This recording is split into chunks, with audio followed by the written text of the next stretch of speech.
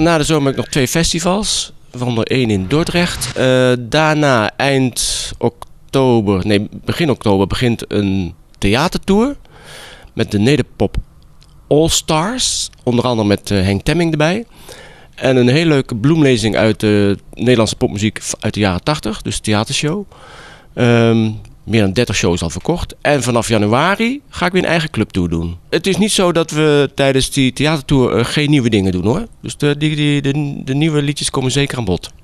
Je zegt van ja, het is toch een beetje de revival naar de jaren 80. Ja, nou, er is gewoon vraag naar.